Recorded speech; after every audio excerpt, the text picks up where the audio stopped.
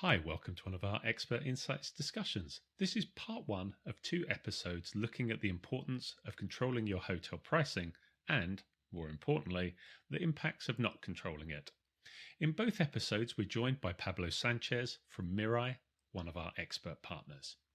In this episode, Pablo outlines concisely how losing control of your pricing could mean hoteliers missing out on a potential 34% increase in bookings. He shows us how different pricing scenarios feed through to increase visibility, CTR, and conversions. And by using booking simulation, Pablo illustrates how this 34% potential increase of bookings could be achieved. All of these scenarios and simulations are supported by data from their recent survey of 1,500 hotel prices formed from 10 million traveller set date queries. In part 2, we'll look at the broader medium to long-term implications of not controlling your hotel price. But for now, I hope you enjoy this conversation. Roll the intro.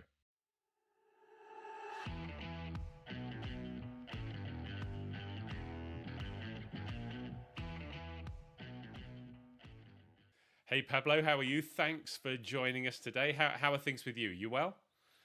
Yeah, pretty well, thank you. Excellent. Nice to be here, Trevor. Good to have you with us. Looking very nice and sunny where you are at the moment. It is indeed. Mallorca is a nice place. Yep. Very fortunate. I'm very envious. So, for our conversation today, we're going to be discussing a topic that you wrote about earlier in the year, following on from a survey that you guys had conducted. And broadly speaking, and I'll let you explain it a lot better than I did, but it's looking at how well, or maybe not, as the case may be, hotels are controlling their pricing when comparing their own website to OTAs and distributors. But before we dig into the topic, maybe I could just ask you to introduce yourself first. That would be great. Cool. So my name is Pablo Sanchez. I've had a previous life in aviation for 10 years. Then I switched to hotels, where I worked with Barcelo, Iberostar, and finally with Mirai, which is but always doing the same thing, is focused on direct sales and distribution for hotels. Perfect, brilliant. So you're in the you're the right person to have on here talking about this, and obviously why you wrote about it. So, looking at our topic and the starting point of being obviously a question that you don't go out and do a survey unless there's a question you're looking to answer. So, what was the question you were looking to answer? Why did you guys do the survey? What did you think the issue is that you were hoping the survey would either support or counter? But with so many hotels not really being aware of their price competitiveness, and also they were not aware of their cost or what was the revenues they were losing because not being competitive. So I wanted to demonstrate that that was a real problem and a factor which was in many hotels. So since we had a lot of hotels in our platform, I thought that I could make a good analysis based on not big data, but the right amount of hotels and observations to make good conclusions on an industry level. And so, what? Just give us a bit of background behind the survey. How many were there? What were you? How did you go about it? Cool. Yeah. Well, I will share an image where you can see Yep. that first of all, we decided to use Google Ads, Hmm. Google Hotel Ads, sorry, Yep. data as a proxy of online distribution because they were, just in connection with all the OTAs and all the online distributors and also the hotels. So we thought it was a good base for our study. So we did an analysis based on 1,500 hotels which were Okay. working with us That's a reasonable in Google sample Hotel size. Ads. Yeah. It is Yeah. at least for the markets where we are playing, which is mainly Spain, France, and Portugal, but mainly Spain. Hmm. We thought it was enough.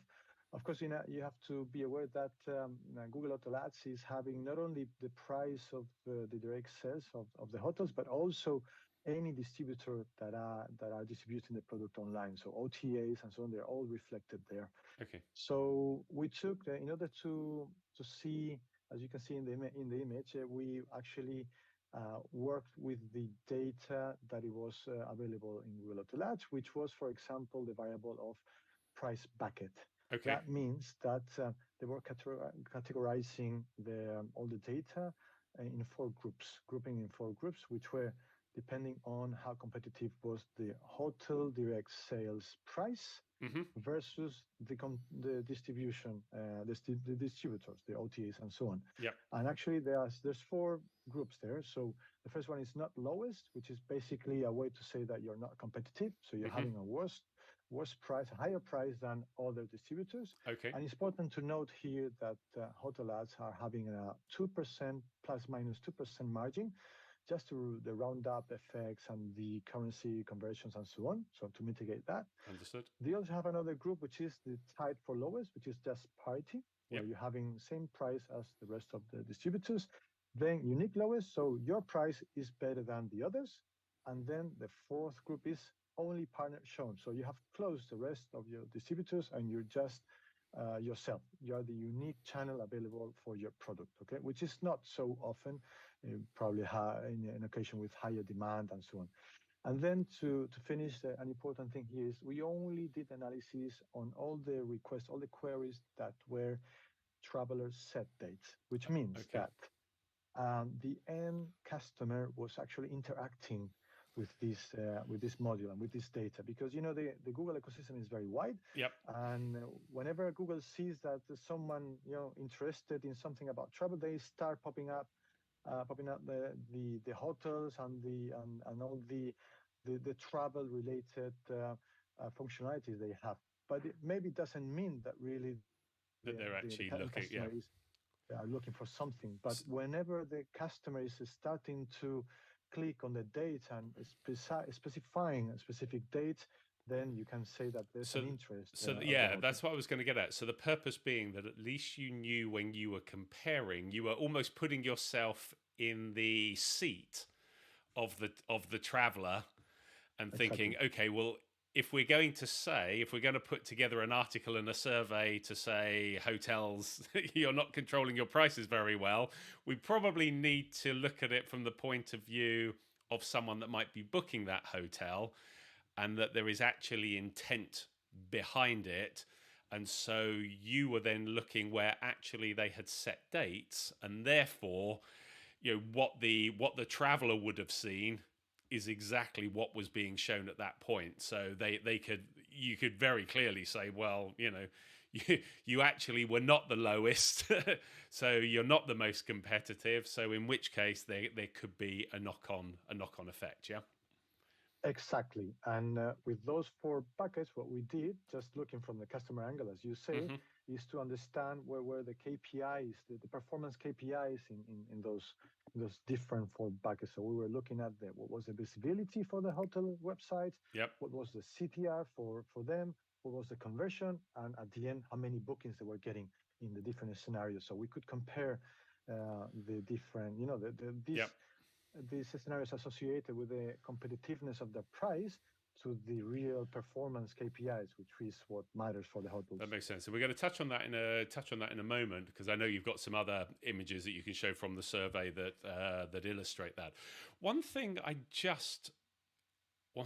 guess this has been spoken about for Forever, forever. forever. I mean, I empathize for you guys because you're out there having these conversations all the time, trying to convince hoteliers.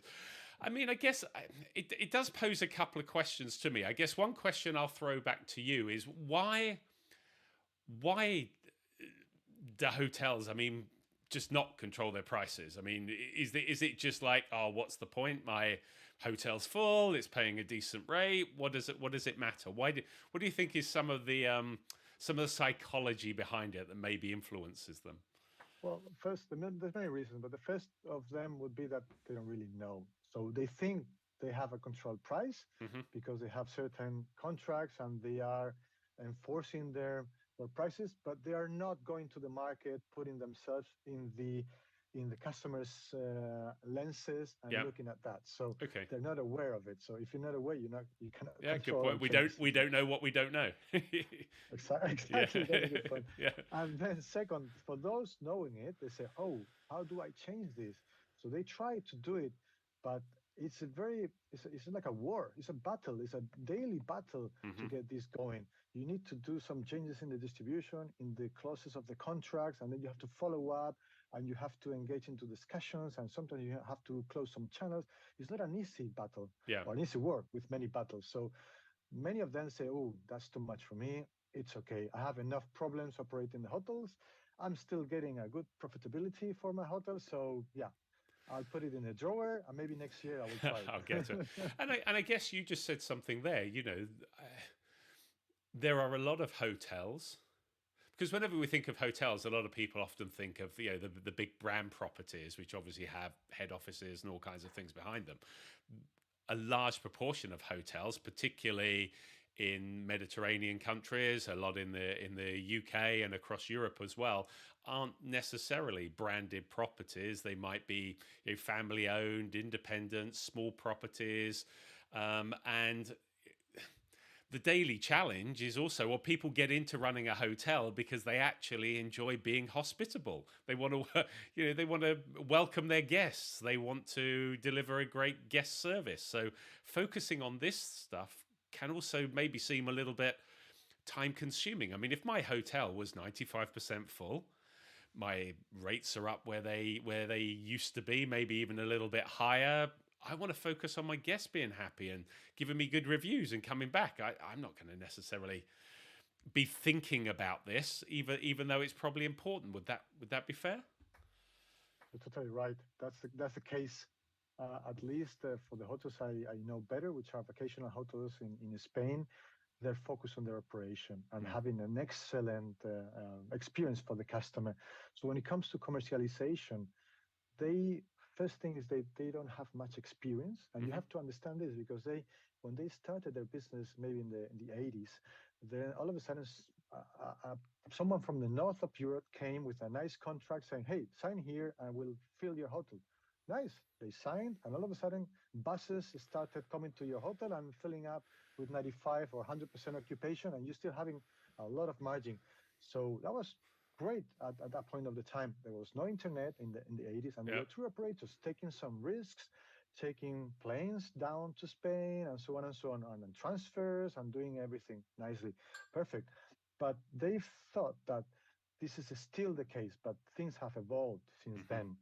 Internet has come, the end customer has matured and is able to not only research and analyze different options in the web, but also to transact and to put their credit card and their money, and that changes the Yeah. Yeah. whole equation. But the hotels are still thinking that is in the 80s, Yeah. and they think that all the channels they're signing are tour operators that will bring additional customers, and that's not always the case. So that changes the whole thing. Yeah, that makes a lot of sense. So, as part of the survey, you looked at the actual then impact, and we'll come back to that question of if I do nothing, what might happen? Everything's okay. Why should I bother? We'll dig into that a little bit later on. But out of your survey, you also looked at the impact of if you had the better price. So I guess this is in your four buckets. What bucket would this be representing?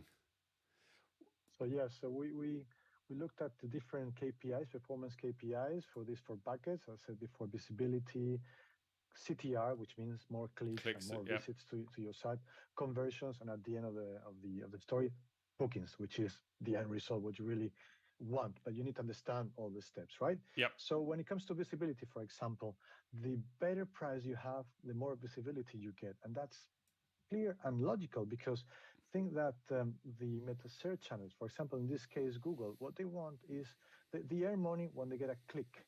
So they want to put compelling advertising there. Hmm. So if you're having a really bad price, which nobody will never buy, they will not click on your on your option. So Google will not put you there. But if on the other side of the coin, if you do have the most competitive price, then Google says, "Hey, this is the owner of the product, and they have the best price. I'll put it in the top." And then you get the clicks, and then Google gets the revenues. So everybody is happy in this because scenario. because there's kind of two separate elements to this, if I understand it, and if I this is your expertise, not mine. So if I get this wrong, please do correct me for the purpose of those listening and watching. I guess on one hand, what you all want to get the click through, and Google wants to Hmm. get the click through because that's, they then get paid for that click, or you're paying for that Hmm. click.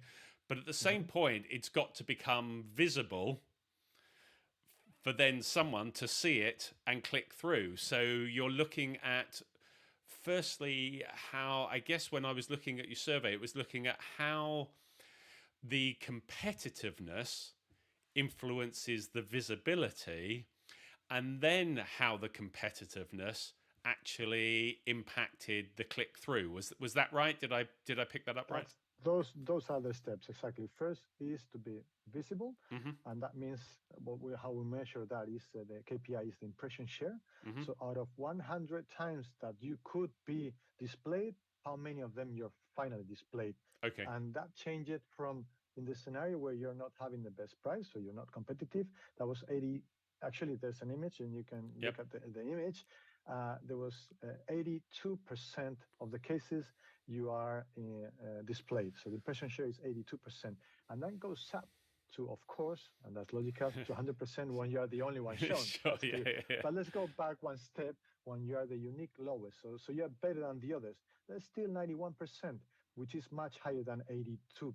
Yeah. So that's a good improvement. Yeah. Very much so. And then how And did that? then Sorry. And then aligned to the click through part.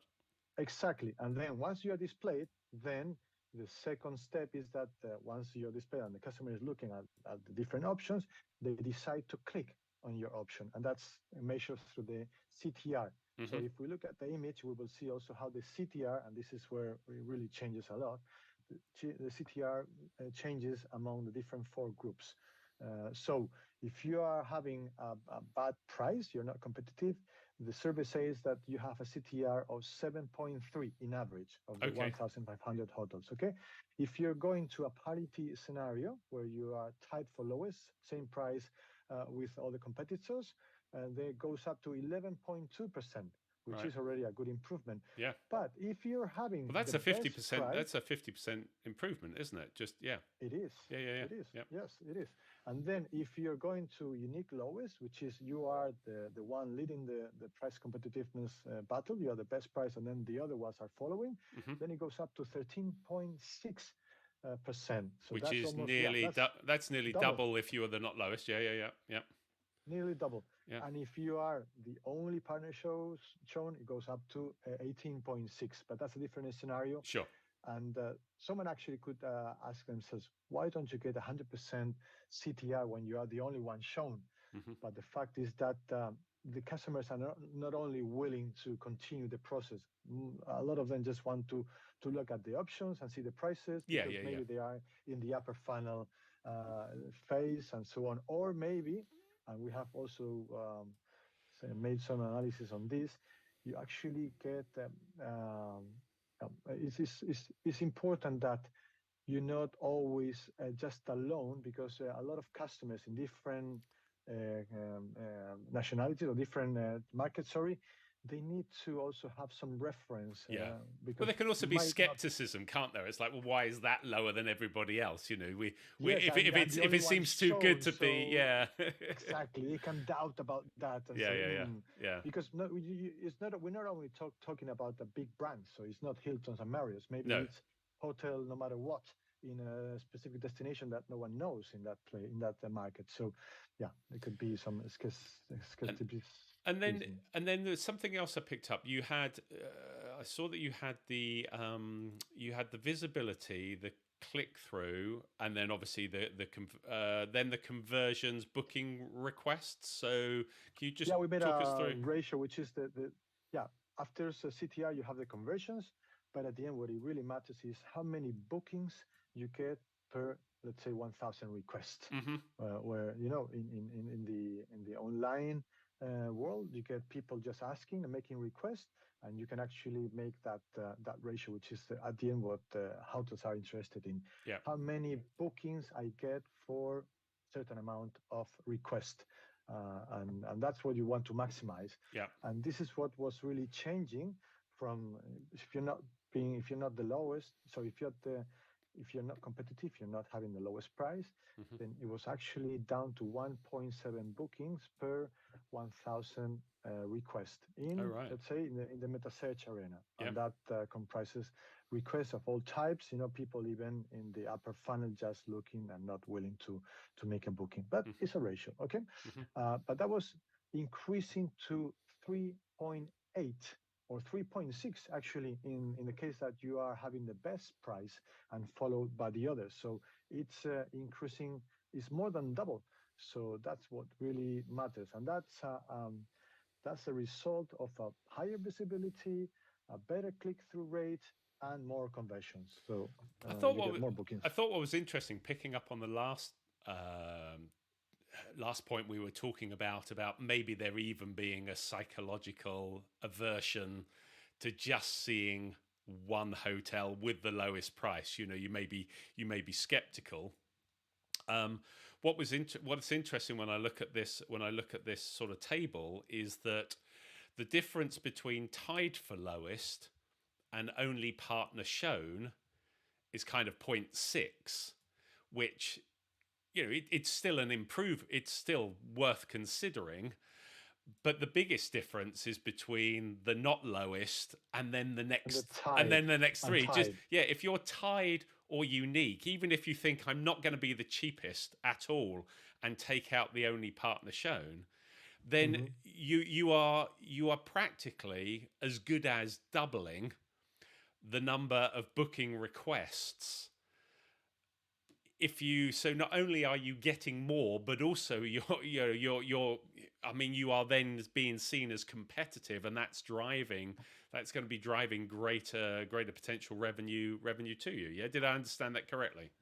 Correctly. If you look at the table that I can share with you, you can see that actually the biggest jump is, as you say, from the first category, which is that you're not competitive, you're having a worse price, to the tied for lowest Mm-hmm. bucket, which is the parity scenario. Mm-hmm. And that's where it really changes because if you look at the KPI bookings per request, you jump from 1.7 to 3.2. That's the biggest jump. Mm-hmm. Then, of course, you can improve it from 3.2 to 3.6 if you become the better price.